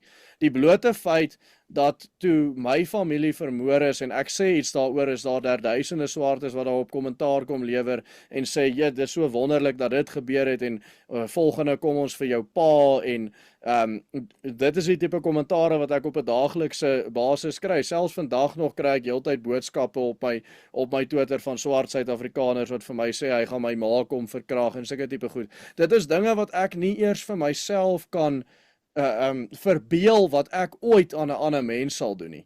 Maar dis die vlak van negatiewe etnosentrisme onder die swart volkere in Suid-Afrika. Ek wil jou wel net dit sê, dat wat jy nou net so pas vir my gesê het, klink vir my byna ongelooflik. Dis moeilik vir my om dit te snap. Ek sal vir jou boodskappe aanstuur, sommer wat vandag ingekom het. Ek beloof jou, ek sal vir jou ten minste 10 wat vandag ingekom het kan aanstuur. Ek glo jou dood eenvoudig omdat ek geen rede het om jou integriteit te betwyfel nie. Dis net ek het dit nog nooit in my lewe teëgekom nie. Ek het werklikbaar die ongevoeligheid, weet ek, is 'n verskynsel wat bestaan. Dit is deel van die spektrum van ons menswees, hierdie verskillike goeders wat mense onder die mees verskillikste omstandighede vir mekaar kan sê, maar dit hoort vir my net nie by die karakter van die mense wat ek ken en dan inklusief die swart mense wat ek ken in Suid-Afrika. En daarom is dit vir my nogal moeilik om dit te sluk, maar ek glo 100% jou verhaal, want ek glo jy het geen rede om vir my hier allerlei, soos die Nederlanders die woord smoesjes gebruik, sê nie, Dis ongelukkige realiteit waarin ons leef, Johan, as jy maar dan net die punt vir jou is, dis CODESA was op die uiteindelike konklusies, die uiteindelike totstandkoming van die nuwe Suid-Afrika was dan ook vir jou gebaseer op 'n voortsetting van die 1911 is dit 1911? Ja, 1911 Unie van Suid-Afrika. Jy slaan nou die spyker absoluut op sy kop. Dit is 'n voortsetting van 1911. Dit is net die mag. En ek net op dit vir jou net byvoeg, Willem, op daardie stadium was die grootste woord, die buzzwoord hier in Europa was multikulti. Die ideaal van die multikulturele samelewing. En ek dink meeste relatief liberale linkse mense het dit as die wonderskoonste idee gesien en gehoop vir, en dit was ook die bewys dan uiteindelik hier in Europa gewees. Kyk na Suid-Afrika, na al hierdie jare van apartheid, hier kom die multikulturele samelewing tot stand. Jy sê vir my, dis leuns. En ons kyk eintlik albei, as ons objektief na dit kyk, dan moet ek ook saam met jou nogal min of meer tot die konklusie kom dat daar is baie probleme in hierdie multikulti samelewing in Suid-Afrika. Verseker, die oomblik as jy meer as een groep in 'n geslote stelsel sit waar hulle moet kompeteer vir hulpbronne, dan kweek jy haat. Kyk byvoorbeeld na Servië en ag man, wat is die moslemland reg langs Servië wat deel van Servië was? Ek kan nou nie meer Kosovo, nie Kosovo nie, die land. Kosovo is mos eintlik net 'n staat, man. In elk geval Joegoslawië praat jy van. Die ou Joegoslawië. Hulle is in relatiewe vrede met mekaar vandag. Maar voor die balkanisasie het hulle mekaar vermoor. op 'n daaglikse basis en dit was nog erger as hier in Suid-Afrika. Maar hulle kan net nie met mekaar saamleef nie. Dieselfde ding het eintlik maar gebeur in selfs lande soos Hongarye, Tsjech Republiek, al hierdie plekke het jy volkere wat eintlik so naby aan mekaar is etnies, maar hulle kan nog steeds so min met mekaar oor die weg kom dat hulle mekaar doodgemaak het. Ja. En ek dink dis ongelukkig die realiteit van multikulturalisme. Ek het nou juist voordat ek nou met jou gepraat het, gisteraand het ek 'n onderhoud gevoer met 'n lid van die Europese Parlement vir die Alternatief vir Duitsland party. En hy sê vir my dat die interessante ding is van die CDU wat nou die sentrumregse party in Duitsland is, hulle moet maak asof hulle verder regs is as wat hulle werklik is, om net vir die man op die grond te oortuig stem nog steeds vir ons.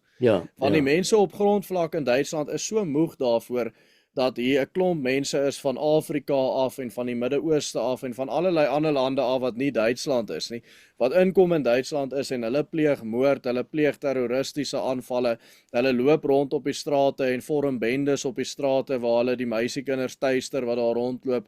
En dit is die absolute realiteit in Duitsland vandag. Hy het vir my vertel die dorp waarop hy groot geword het nie misdaad geken nie.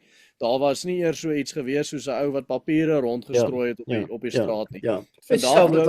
Selfde verhaal in Nederland ook, is presies dieselfde. Waarom Geert Wilders? Vandag loop hy in daai dorpe en daar's papiere oral gestrooi, mense bly in tente en daar's bendes wat op die straathoeke rondloop en jou tuister en jou op 'n mespunt jou beursie van jou steel. Kom ons stuur die gesprek 'n bietjie rigting in die motief van die gesprek in die begin, die gebeure rondom Donald Trump, die uitnodiging aan die Afrikaners en die besoek van AfriForum en Solidariteit se mense aan die Withuis. Ek het nou die dag vir iemand gesê, pas op, dit kan dalk 'n sugar rush wees, is die woorde wat ek gebruik het. En almal is vreeslik opgewonde oor wat nou gebeur het en hier lyk dit nou is Donald Trump die man op die wit perd wat ons almal kom red. Hoe kyk jy na veral die besoek van AfriForum en Solidariteit en die rol wat hulle speel wat min of meer bots met Suid-Afrika se die regering se buitelandse beleid? Ek gaan 3 dinge vir jou noem. Ek gaan eers 2 ander goed antwoord in jou stellings voor ek jou vraag antwoord. Ek dink is ek nou in die moeilikheid, Willem? Nee. Want dit sluit aan by vorige goed wat ons oor gepraat het, toe ons gepraat het oor waar staan die middelgrond Afrikaner. Ja. As jy wil weet waar die middelgrond Afrikaner staan, kyk wat sê Solidariteit. Want Solidariteit het die Solidariteit Navorsingsentrum wat elke dag besig is om meningspeilings te doen en mense te bel en allerlei goeders. En hulle wil presies uitvind wat is die standpunt van die middelgrond Afrikaner en dan skoei hulle eie standpunt na die middelgrond Afrikaner. So hulle probeer hulle beste om presies in die middel te wees van hoe die middelgrond Afrikaner voel. Maar die Solidariteit Navorsingsentrum het hulle in die steek gelaat met hierdie ding met Donald Trump. Want toe hulle eerste persverklarings uitstuur, toe is almal ongelooflik kwaad vir hulle, wat almal wat bietjie regs van daai standpunt is ongelooflik kwaad vir hulle, en selfs die ouens wat links van daai standpunt is, sê vir hulle, kyk nee, julle het dit nou baie te matig gestel.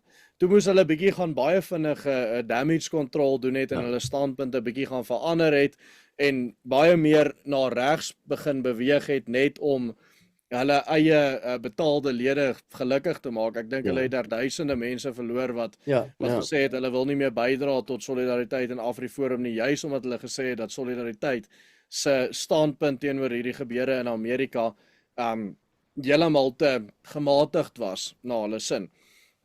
Dan die tweede stelling wat ek wil maak is, as jy het gesê dat die mense sien vir Donald Trump as die ridder op die wit perd wat die boere gaan kom red. Dis nie hoe ek het sien nie. Ek sien dit dat die standpunte wat Donald Trump ingeneem het, gee vir ons skielik internasionale legitimiteit aan dit wat ons verknoesinge is hier in Suid-Afrika. Want tot en met dusver as ek gepraat het met mense op internasionale televisie, snaaks genoeg die enigste internasionale televisie wat dit nie probeer laat lyk het asof ek een of ander mal mens is wat leuns versprei en disinformasie versprei nie, was die Russiese televisie gewees. Maar Nederland het jy self gekyk, ek was al op Duitse televisie gewees, ek was al op Britse televisie gewees, op die BBC. Dis altyd, hulle probeer hulle uiterste bes om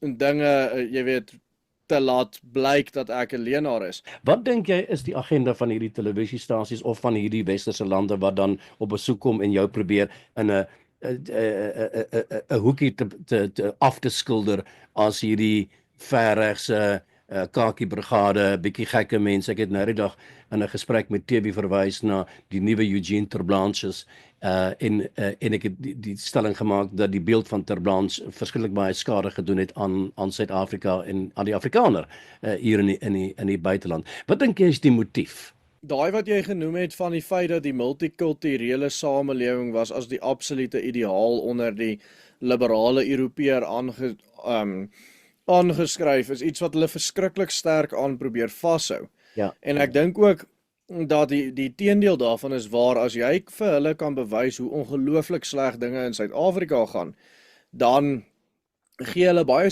skietgoed vir die nasionalistiese partye wat besig is om so een na die ander oor te neem reg oor Europa en hulle wil nie hê dat daai realiteit moet binne die algemene populus van Europa tuisgebring word, dat hierdie multikulturalisme is eenvoudig nie iets wat werk nie, want hulle wil vasklou aan die mag wat hulle het, want die sentrum regs, sentrum linkse liberale partye was vir, ek wil amper sê rofweg 80 jaar lank het hulle regeer in 'n tipe van 'n status quo bedeling waarin hulle ideologie links-liberaal en regs-liberaal die absolute norm en ideaal was. Willem, my reaksie daarop sal wees dat dalk sien jy dit te swart-wit, sou ek kan suggereer. Ek dink dit is maar, soos ek gaan die Engelse woord gebruik, 'n pendulum wat so van die een kant na die ander kant swaai. Ek dink jy is dalk te optimisties as jy glo dat Europa werklik waar afstuur op meer 'n regse mentaliteit onder die volk. Ek dink hierdie bewegings, ook Geert Wilders in Nederland, is almal eintlik direk verbind aan die massamigrasie wat ons die afgelope jare beleef het vanuit Sirië byvoorbeeld, die Angela Merkel se miljoen Siriërs wat die land binne gestroom het ensovoorts. My verwagting is dat die pendulum sal weer terugbeweeg na 'n meer gematigde as die swart-wit wat ons nou eintlik hier aan mekaar probeer verduidelik. Ek sê baie Ek sou nie so sê nie. Ek dink die pendulum beweeg nooit terug na gematig toe nie. Hy swaai tussen links en regs. Dis soms maar die anarchieklos van Polybius. Dis so een van die oudste filosofiese konsepte onder die son. Maar as jy gedink het hy kan ver regs swaai, dan het hy nog nie baie ver regs geswaai nie. Ek meen die sogenaamde verregse partye nou in Europa is eintlik maar geweldig gematig. Ek dink hy het nou eers begin terugswaai na regs toe. Ek dink die wêreld het basies in die 2010s, 2020s die absolute piek van linksheid het hy bereik. Ja, en hy toe begin terugswaai na regs toe. Ja, ek hoor wat jy sê. Ons het ook nie vergeet nie, ons het ook Pim Fortuyn meegemaak hier 'n paar jaar terug en daar was ook angstige krete gewees van die einde van integrasie, en tog integrasie is relatief suksesvol in 'n land soos Nederland, maar ek wil nie te veel aandag hieraan spesifiek gee nie. Ek hoor wat jy sê. My vraag is, jy sê eintlik vir my hierdie multikulturele ideaal waarna Europa gestreef het, ten minste in die tyd toe ek hier in Europa in Amsterdam was, toe die nuwe Suid-Afrika tot stand gekom het, dat dit is wat hulle graag sou wil bou. My vraag is, en jy het ook nou verwys na 1911 is die begin van al die groot probleme van Suid-Afrika, as ek jou reg verstaan. Dat was die begin van Suid-Afrika, so natuurlik was dit die begin van die probleme in Suid-Afrika. Ja, maar ons praat spesifiek 11 het Suid-Afrika nie bestaan nie. Ja, ons praat spesifiek van hierdie een grens wat hierdie een land met al sy verskillende kulturele en verskillende volke insluit. Dit is in wese wat jy probeer aan my te verduidelik. Die vraag wat ek in my kop het is, wat is dan die antwoord? wat moet ons dan? Waarheen moet ons? Is Suid-Afrika is dus wat jou betref verdoem tot sal nie werk nie. Die multikulturele idee, multirasiale idee kan nie verwerklik word nie. Wat dan? Nee, ek glo nie dit kan verwerk word nie, want as 'n ou sien wat die realiteit is en die effek daarvan is, dan aan die een kant mense soos ek wat sê ons moet die moorde op ons eie mense stop, my eie familie is vermoor as gevolg hiervan. En aan die ander kant kry jy die swart mense wat ook net nie hulle haat is so diep dat hulle ook net nie meer hiermee wil saamleef nie. So ek dink eerlikwaar dat die realiteit is dat Suid-Afrika gaan een of ander tyd gebalkaniseer word. En ek dink om die minste bloedvergieting in so 'n situasie potensieel te probeer bewerkstellig, gaan dit op so vredevolle moontlike manier moet gebeur. Maar wat dit moet gebeur is eenvoudig die realiteit. Ja. Suid-Afrika is net 'n te groot land met te veel verskillende kulture in een. My logiese reaksie op gaan wees, Willem, het jy nou gek geword? Is dit werklik wat jy vir my sê? En as jy dit vir my sê, is dit Willem wat dit vir my sê, of dink jy werklik waar dat die gemiddelde Suid-Afrikaner, blanke Suid-Afrikaner ten minste, en Afrikaner per definisie sê 100% ja, die land sal in die toekoms, ergens in die toekoms, hoe ook al, uiteindelik tog gebalkaniseer word? Nee, verseker, ek meen selfs die linkse organisasies wat tydens apartheid linkse organisasies is, soos byvoorbeeld die Instituut vir Rasseverhoudinge, wat natuurlik baie nou saamwerk met die Helen Suzman Foundation, selfs hulle het dit al begin sê. So in Suid-Afrika is dit 'n realiteit wat nie eers ek wil amper sê onder die intellektuele vlak is dit 'n realiteit wat geweldig in diepte bespreek word. Natuurlik die persoon op grondvlak weet nie eers wat balkanisasie is nie. So hy gaan natuurlik nie verstaan wat jy eers probeer sê vir hom wanneer jy Maar praat van kom ons maak dit nou heel simpel vir mense. Eintlik wat jy sê is, kom ons noem dit dan maar 'n tuislandbeleid. 'n Herskep van die tuislandbeleid. Dis tog waarop dit neerkom. Verskillende stukke volke. Hoe werk dit dan? Hoe werk so 'n balkanisasie? Hoe sit Nee, die tuislandbeleid was heeltemal te informeel. Ek dink dit gaan oor totale territoriale selfbeskikking vir elke volk. Dit is die uitbestemming, nie tuislandstelsel nie. Die tuislandstelsel is baie soos die reservaatstelsel in Amerika. Nee, dit sal op die ou ende uitloop op totale territoriale selfbeskikking, totale soewereiniteit vir elke volk.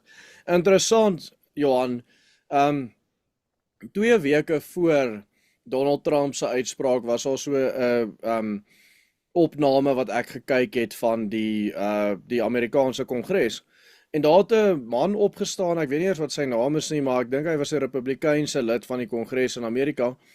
En toe praat hy daar van Afrikaners en toe sê hy Afrikaners today are the largest stateless nation.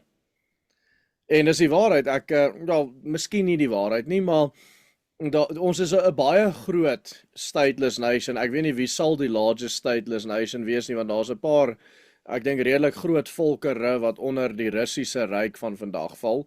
Maar die punt wat hy probeer maak is die waarheid. Suid-Afrika is 'n baie groot stateless nation. En ek dink dit is ook eintlik 'n kollektiewe menseregte vergryp om enige volk nie 'n staat te gee van sy eie nie. Ja, ek moet jou eerlikwaar sê dat wat ek van jou te hore kry is dit verbaas my so dat ek byna nie weet hoe om hierop te reageer nie. Dit is so ver weg van wat ek sou gedink het die ideale sal wees van mense. Net gee dit vir my op een of ander manier 'n praktiese voorbeeld van wat beteken balkanisasie of Wel, die Balkanlande is 'n baie goeie praktiese voorbeeld. Ek praat om pas dit toe in die Suid-Afrikaanse Lesotho, Swaziland. Maar dan praat jy tog van tuislande, Khoisaland, Zululand, Afrikanerland. Nee, want ek meen Lesotho en Swaziland is 2 soewereine state. Ja. Vandag. Maar dit is tog wat jy vra, dis in wese wat jy sê waarheen jy dink ons sal gaan op die uiteinde. is Ek glo dit elke is al oplossing. Ek meen selfs dit is nie net die Afrikaner wat dit begin sê het nie, Johan. Die Zulus begin self ook sê hulle begin kyk na territoriale selfbeskikking. Hulle soek territoriale selfbeskikking. ja. En dan praat ek nou nie van net Zulus op grondvlak nie. Ek praat van die Zulu koningshuis. Maar Willem, as daar enige waarde is in wat jy sê, as jy sê dit is werklik waar die denke van die gemiddelde deursnit Afrikaner of ten minste 'n blanke of kom ons sê dan maar spesifiek Afrikaner, waarom is dit dan tog tot dusver geen sprake in die politiek van die dag dat daar eers gedink word aan die toepassing van, ek dink wat is dit, artikel 235 of so iets wat tot selfbeskikking sou lei nie? Waarom is dit nie eers Ek glo dit überhaupt op die tafel nie? Die afgelope 30 jaar nog nooit eintlik geopper deur enige van die politieke partye nie. Ek dink die Vryheidsfront Plus gaan dit baie binnekort begin opper, want hulle het begin besef die rede dat niemand vir hulle stem nie is omdat hulle basies geen verskil tussen hulle self en die DA geskep het nie. Hulle is basies die DA in groen. En ek dink dat hulle besef dat dit is wat die mense soek op grondvlak. Die mense wil hê dat die party moet dit as hulle hoofbeleid begin te stoot. Ja. Maar ek dink ook die idee word geweldig onderdruk deur die status quo. Die huidige ANC regering wil nie hê dat dit moet gebeur nie. Hulle wil nie hê dat 90% van hulle belastingbetalers moet loop. Wel, dis seker nou nie meer 90% die 70% van hulle belastingbetalers moet loop nie. Dis eenvoudig nie iets wat hulle wil hê nie. Ja. Ek dink vir hulle dink hulle toegang tot blanke mense moet ook 'n mensereg wees, maar ons aan die ander kant wil sê toegang tot blanke mense is nie 'n mensereg nie. Ja. En dis eintlik iets wat ek gesteel het. Hierdie aanhaling het ek juis gesteel by Nederland. Dit was wel nie PVV wat dit gesê het nie, dit was VFD wat dit gesê het, maar een van hulle, ek kan nie onthou wie dit was nie, ek wonder of dit Simon Kersenboom was wat dit gesê het. Toegang tot blanke mense is nie 'n mensereg nie. Ja. En dis die waarheid. Sê jy vir my dit wat jy nou hierdie idee van balkanisering wat jy sê dit is die ultieme ideaal of dit is die pad waarin jy dink dit in elk geval gaan. Dit is min of meer wat ek uit hierdie gesprek uithaal. As ek nou môre met Flip Buys sal gesels of met Callie Kriel om die tafel sal gaan of met Ernst Roots, die ouens wat min of meer die stem van die Afrikaner verteenwoordig, sal hulle kop knik en sê ja, Willem Petzer is 100% reg in sy visie van Nee, hulle gaan vir jou baie meer eufemismes gee. Hulle gaan vir jou goeie sê soos ons soek 'n kultuurakkoord of ons soek 'n kulturele soewereiniteit, en dan as jy op die ouene vir hulle vra wat beteken kulturele soewereiniteit, dan gaan hulle vir jou met een of ander lang storie kom wat basies onverstaanbaar vir enige gewone mens was, maar hulle sal dit nie so reguit sê soos ek nie. Maar op die einde van die dag, as jy weet wat agter die skerms aangaan in die solidariteitsbeweging, dan sal jy weet dat hierdie kulturele soewereiniteit wat hulle nou in hulle memorandum aan Trump beskryf het, is basies dit wat ek sê, maar hulle probeer dit net baie sagter stel. Daar is 'n Oranje in Suid-Afrika, en as ek reg het, woon daar vandag 30 jaar na die einde van apartheid, ek dink 2800 mense of 2900 mense of dalk gesinne, ek is nie seker of ek my Ja, ek weet nie seker waar reg hulle is of hulle al by Ja. 4000 is nie. Laas wat ek gekyk het was hulle by 3500 mense. 3.500, nou kom ons sê 3.500. Maar ja, hulle groei maar eksponensieel, so elke jaar is dit Maar dit is nie in lyn wat ek daarmee probeer sê, Willem, dit is nie in lyn met jou visie nie. Dit Nee. vir my as 'n natuurlike uitvloeisel van wat jy sê nie. Dit lyk betreklik 'n klein groepie mense.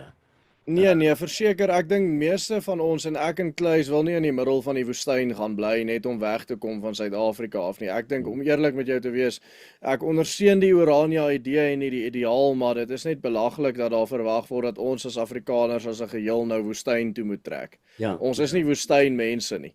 Ons hou nie van die woestyn nie. Hoekom moet ons in die woestyn gaan bly? Dis die een ding. En die ander ding is mense al wil hulle nou woestyn toe trek om weg te kom van Suid-Afrika af, meeste mense kan dit eenvoudig nie doen nie.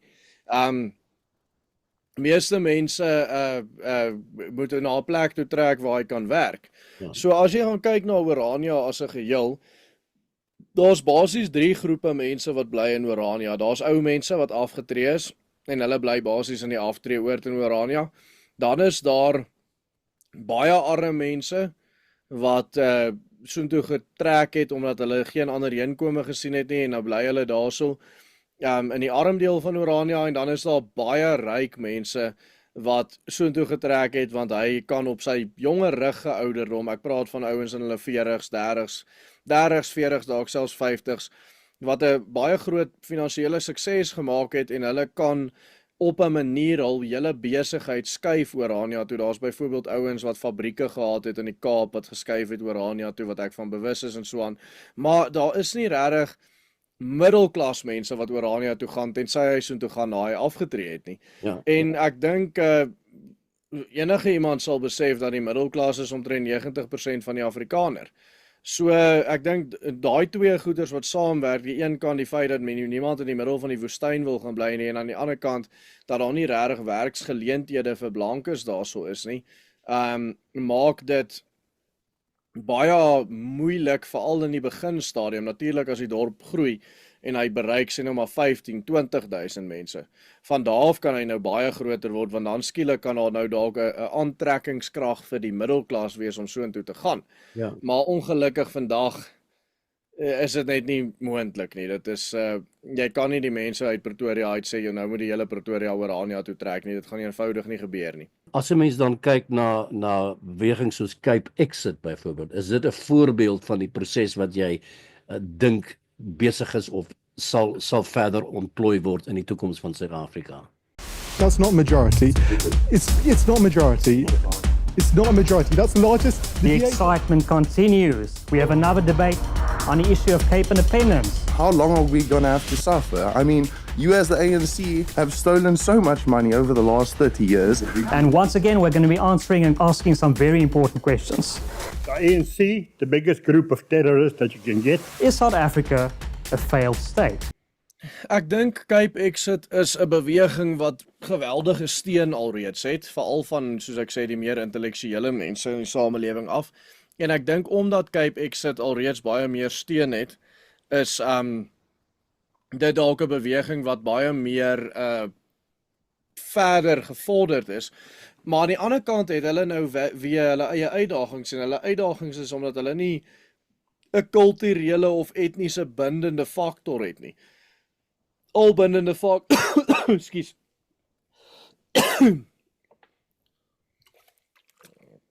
Albindende faktor wat hulle het is die feit dat hulle in die Kaap bly en die Kaap doen relatief baie beter as die res van Suid-Afrika in terme van verskeie aspekte, as dit nou is ekonomie, as dit nou is misdaad vir die grootste deel, alhoewel ons weet op die Kaapse vlaktes is die misdaad die ergste, veral moord en roof en sulke dinge die ergste as in die hele land.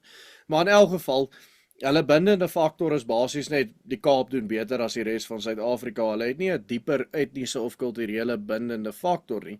Ja. Maar dan aan die ander kant is ek pro die idee dat hulle dit moet stoot. Ek meen, ek dink dit was dit nie die Free Market Foundation of was dit die ERR, maar een van hierdie twee navorsingssentrums het namens die CIAG, die Cape Independency Advocacy Group van Volkryk, het hulle 'n meningspeiling onder DA-stemmers in die Kaap mos van stapel gestuur. En die eerste keer wat hulle dit gedoen het, het 30% van DA-stemmers gesê hulle ondersteun 'n referendum vir Kaapse onafhanklikheid, wat alreeds 'n reuse groot getal was. Ja. En die laaste keer wat hulle dit gedoen het, was dit diep in die 60% van DA-stemmers in die Kaap het gesê het hulle soek 'n referendum rondom Kaapse onafhanklikheid. So hulle steun is besig om werklik te groei. Ek weet nie of die referendumparty het mos nou deelgeneem vir die eerste keer aan die verkiesing. Hulle het nie baie goed gedoen nie, maar natuurlik dink ek nie daar's baie mense wat eers bewus is van hulle en wie hulle is en wat hulle doen nie.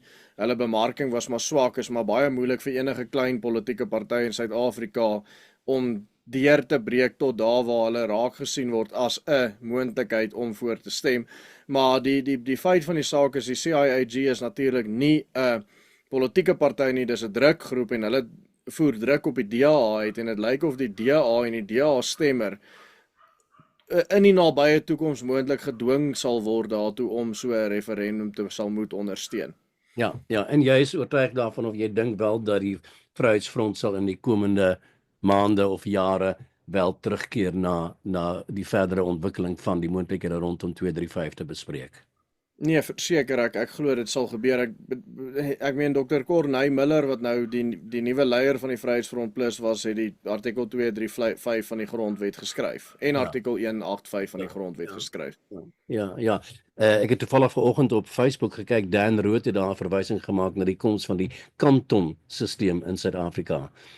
Is dit so 'n bietjie in die rigting wat jy self ook dink? Ek probeer nog steeds vir myself 'n invulling te gee van in die praktyk, waarvan praat ons praat van die balkanisering van Suid-Afrika. Kyk, ek sou nie sê ek steun 'n idee van 'n kantonstelsel in Suid-Afrika nie, maar ek dink ook nie 'n kantonstelsel sal werk in Suid-Afrika nie, want Suid-Afrika is eenvoudig nie Switserland nie.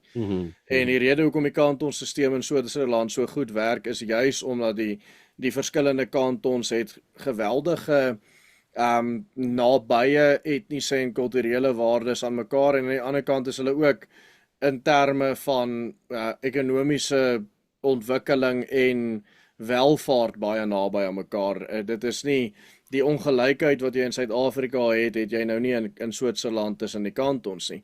En die ongelykheid in Suid-Afrika is ongelukkig nie iets waarvan jy ooit gaan wegkom nie. As jy kyk, die Afrika lande wat nooit kolonies was, doen swakker as enige ander lande in Afrika, en die Afrika lande wat wel kolonies was, hoe langer terug hy sy vryheid gekry het, hoe swakker gaan dit in daai land. So hoe langer 'n Afrika land onafhanklik is, hoe swakker word daardie land in terme van die omstandighede in daardie land, en dit wys net vir jou dat maak nie saak wat jy doen nie, maak nie saak hoeveel triljoene dollars die Weste instoot in Afrika in nie.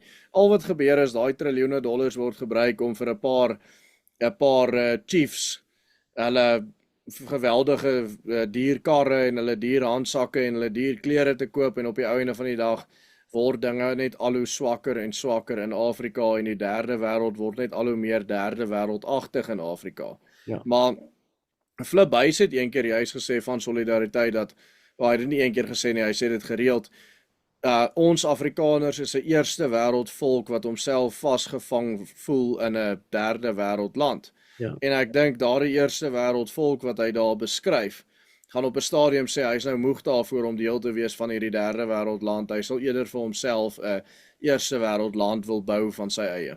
Ja, en dit dink ek is ook die wens en die begeerte van die meerderheid van blanke mense in Suid-Afrika. Ek dink as daar's baie ouens wat gaan probeer pragmaties wees op die einde van die dag en vir jou gaan probeer vertel dat dit nie moontlik is nie, en miskien is dit nie moontlik nie.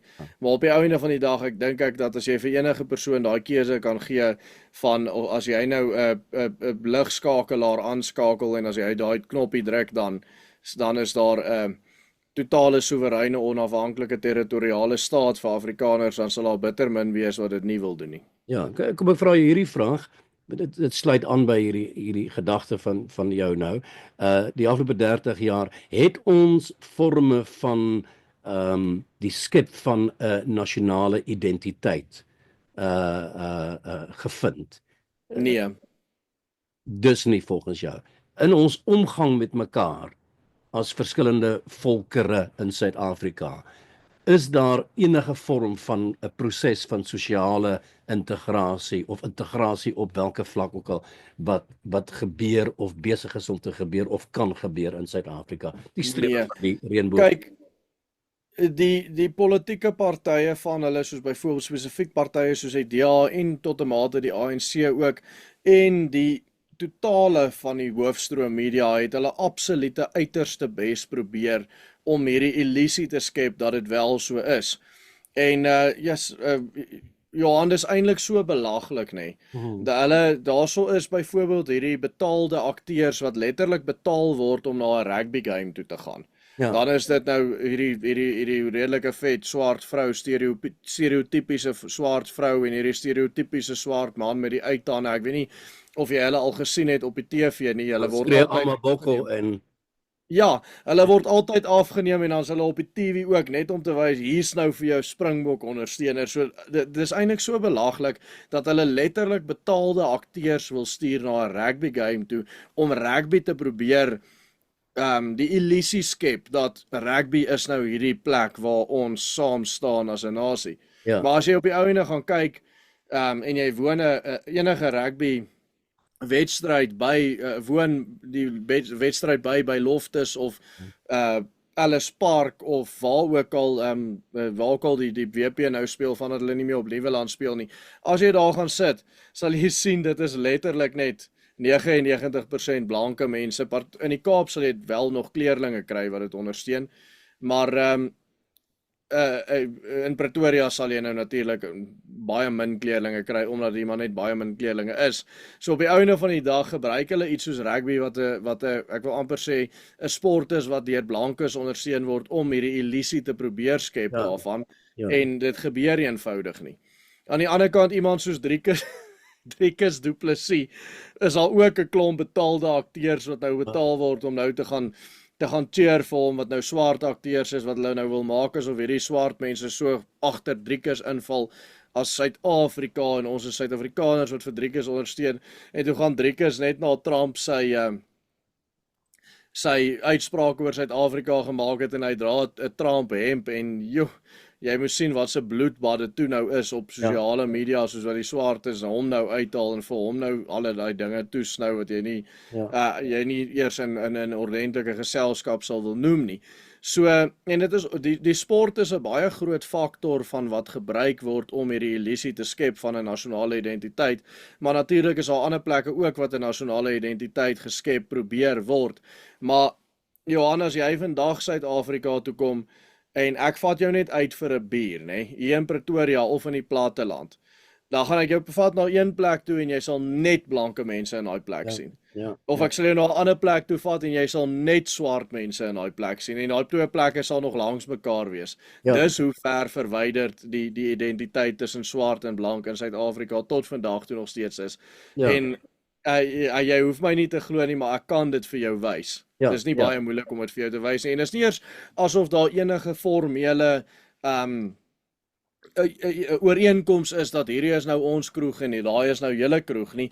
Dit is hoe mense van nature hulle self segregeer. As daar 'n nuwe restaurant oopmaak, en dan sal jy sien, dit is eintlik 'n snaakse proses wie jy wil hê jou mark moet wees. Dit is iets in die bemarkingsveld van die vermaaklikheidsindustrie waar die ouens letterlik, of die gasvryheidsindustrie waar die ouens letterlik besluit wie hulle mark wil maak. Dan sal hulle die dekor en die musiek op so 'n manier speel dat hulle 'n spesifieke groep aantrek na hulle restaurant toe. En op die ou einde van die dag, jy sal dalk sien in die eerste paar weke of maande is daar dalk 'n effense mengsel van kulture wat daar eet, partykeer blank, partykeer swart en so aan en so voorts, maar baie binnekort, binne 'n paar maande, dan is daai restaurant nou gevestig as of 'n swart restaurant of 'n blanke restaurant.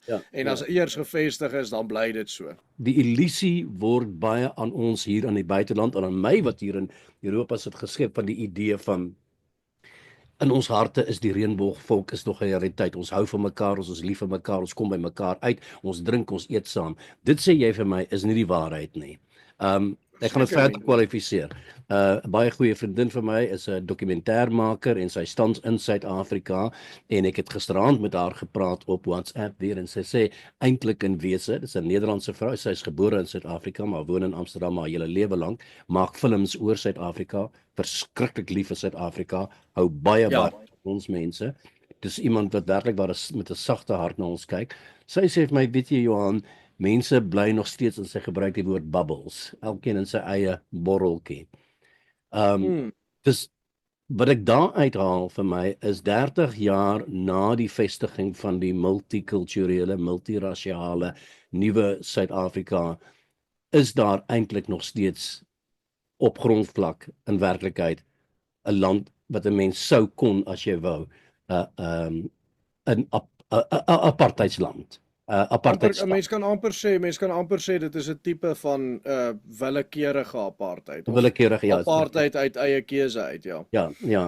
'n ander interessante storie wat ek jou kan vertel, hier waar ek bly in Waterkloof in Pretoria, dit is nou natuurlik, soos jy seker weet as jy Pretoria ken, die mees welafste deel van Pretoria.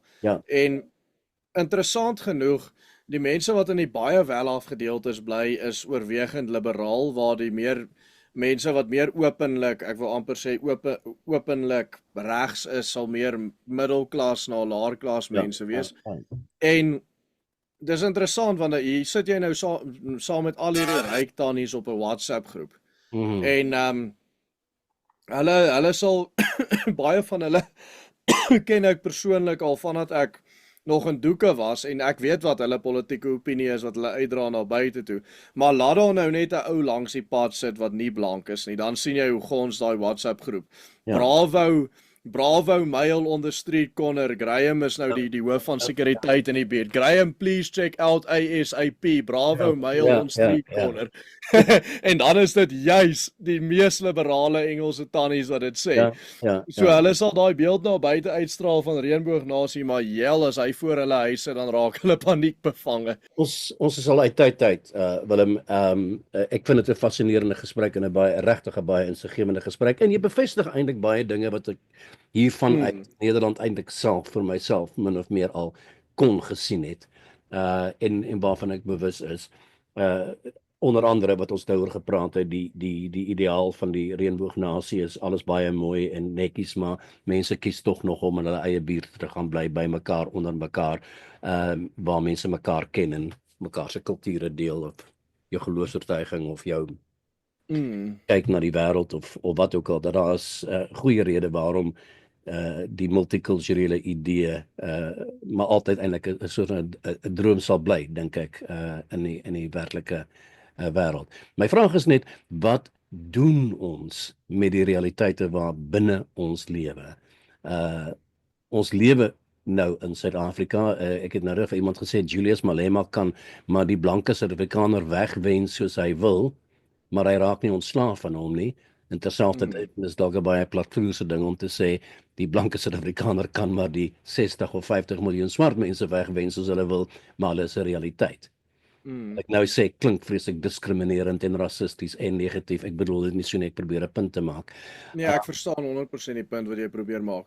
Kyk, ek dink om jou vraag te beantwoord, jy praat van hierdie reënboognasie ideaal wat dalk nou maar miskien 'n illusie is, en in Nederland is dit nou dalk hierdie blommekind ideaal. Maar in Suid-Afrika is hierdie reënboognasie ideaal vir mense soos ek wat in hierdie realiteit leef, die rede hoekom my eie familie vermoor is en gemartel is, en ek koppel direk die hele idee van die reënboognasie aan die feit dat ons eie mense so uitgemoor word op 'n daaglikse basis of 'n weeklikse basis, of hoe jy ook al daarna wil kyk, en die feit dat ons in die situasie is waarin ons is ekonomies en so aan en so voort. Ek hoef nou nie weer uit te brei oor al die situasies nie, want ons het dit in detail bespreek in die begin van hierdie gesprek. Maar dit is eintlik basies 'n doodskoot deur die hart vir my van my eie mense om in hierdie geïntegreerde of in elk geval geïllusioneerd geïntegreerde samelewing, reënboognasie, blommekind ideaal te leef, want op die ou ende is dit eintlik net 'n bloedbad in realiteit. So ek dink vir ons is dit eintlik 'n saak van lewe of dood om hier uit te kom. En dit gaan nie daaroor om ander volkere weg te wens nie, dit gaan nie daaroor om 'n mate van soewereine autonomie te kry waar ons ten minste ons eie mense kan beskerm tot die mate wat nodig is. Ek gaan ons sal moet afsluit. Ek gaan dit ook my laaste vraag aan jou maak, Willem. Ek het gisteraand toevallig, mense kry mos maar al hierdie WhatsApp wat jy dan weer verwys na 'n YouTube filmpie of wat ook al. Ja. Jy het hierdie vriendin vir my wat nou Amsterdamse vriendin vir my wat nou toevallig uit die Kaap is, het sy vir my ook weer so 'n WhatsAppie gestuur met 'n skakel na 'n YouTube filmpie waar binne ek die mees afgruwelike, verskriklike beelde gesien het van die geweld en die brutaliteit van die geweld in Suid-Afrika. Beelde wat 'n mens werklikbaar dat jy nie kan ontsien as jy dit eers gesien. Ja. As 'n mede-Suid-Afrikaner, want glo my, ek is al vir baie lank in die buiteland, maar my bloed is Afrikaans, my genetika is Afrikaans. Dit kan jy my nie ontneem nie. Lewe daar tog vir my ook dit is dalk oordramatiseer, ek het maar tog 'n gevoel vir angs, van angs in Suid-Afrika. Hierdie is 'n platvloerse vraag. Voel jy veilig op strate in Suid-Afrika? En ek wil nie eers sê as 'n blanke mens nie, ek wil gewoon net sê as 'n Suid-Afrikaner. Het dit sodanige punt bereik in Suid-Afrika, die geweld wat 'n mens so teekom op sosiale media wat jy sien in hierdie soort van filmpies. Is dit reflekterend van 'n werklikheid waarmee jy van dag tot dag mee gekonfronteer word? Natuurlik is dit 'n werklikheid in Suid-Afrika. Ons het een van die hoogste misdaadsyfers in die wêreld. Jy kan nie daarvan wegkom nie. Maar een punt wat ek wel wil noem is as jy in die kom ons noem dit maar die blanke areas want dit is eintlik wat dit is. As jy in die blanke areas is dit baie veilig en dit is amper so veilig soos wat ek wil amper sê soos Europa. Veral die meer wel-af blanke areas, want die meer wel-af blanke areas is omheind en dan het hy nog 'n elektriese heining om hom ook en dan in die buurt is daar gewoonlik ten minste 4 sekuriteitskarre wat rondry en daar is 'n hele huis in die buurt soos byvoorbeeld wat in Grootkloof is wat totaal en al deur die sekuriteitsmaatskappy uitgekoop is en die sekuriteitswagte slaap letterlik in daai huis soos wat die brandweermanne slaap met die pyp waar jy kan afgly en hulle noem dit armed response, ek weet nou nie wat is die mooi Afrikaanse woord daarvoor nie en as daar enige vorm van moeilikheid is, en dit het al 'n paar keer gebeur dat hulle probeer by 'n ou se huis inbreek, dan daag daar 16, 17 sulke karre binne 'n kwessie van 20 sekondes op en manne spring uit met lang gewere. Ek praat nie van pistole nie, ek praat byvoorbeeld van jy weet jou AR-15 tipe R1, R4 tipe gewere, spring hulle uit en hulle bestorm daai huis en dan sal gewoonlik 'n skietery heen en weer gewoonlik nie altyd nie, maar gewoonlik is daar nou nie iemand wat doodgeskiet word tussenin nie, dis maar waarskuwingsskote wat afgevuur word en dan hardloop daai persone weg en hoe meer dit gebeur, hoe minder begin mense te waag om in daai buurt in te breek.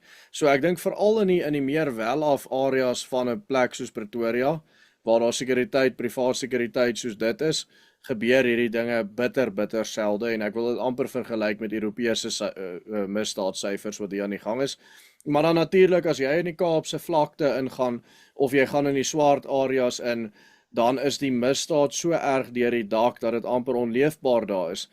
Die Instituut vir Rasseverhoudinge het juis 'n statistiek bekend gemaak dat dit is meer it is more, ek gaan dit nou in Engels sê want ek het dit in Engels gelees. It is more likely for a girl in a township to be raped before she learns how to read than it is to learn to read before she gets raped.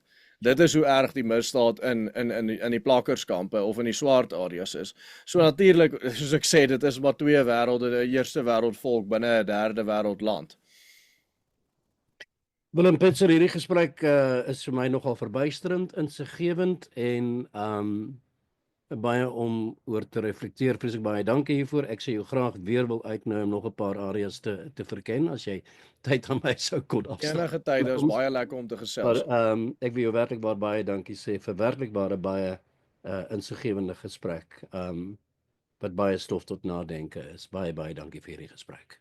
100%, lekker dag verder.